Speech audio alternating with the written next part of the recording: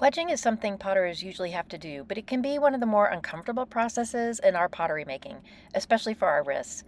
Today, let's look at how to use our body weight and body mechanics instead of relying on force alone to try to minimize discomfort.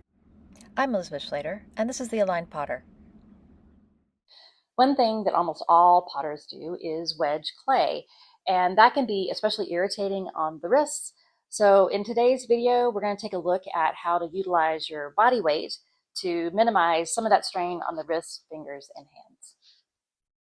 So normally with wedging, we use our hands and our shoulders a lot in order to manipulate the clay, pushing in. And we do get some of our upper body in there, but it's mainly your hands, wrists, and arms doing the work against the clay. But what I'm suggesting is put your legs in a staggered stance, so one behind the other, and then put your hands on the clay, and then just kind of keep them in that position and lean into the clay with your whole body.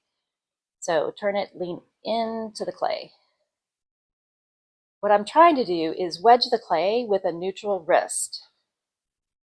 So again, here's how I do it without using my body weight. And here's how I do it with the staggered stance.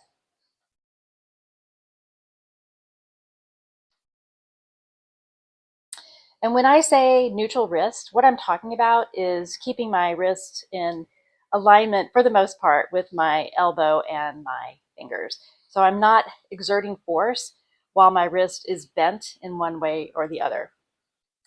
Another option for wedging that some people like is doing the stack and slam method, where you cut your clay and then you put the two pieces together in a different side, and then you slam that against the wedging table. That means you're not having to use your wrist so much. I don't really like it because it means I'm using my shoulders more. Some people will slam onto the floor, which I also don't like because then it means I have to get on the floor to pick up my clay, but it is another option. One final tip, if you're going to be using your hands and exerting force through your hands to manipulate the clay, try to use soft clay. Using hard clay in most cases isn't necessary, and it can be pretty detrimental to not just your fingers, hands, and wrists, but your arms, your shoulders, and your back.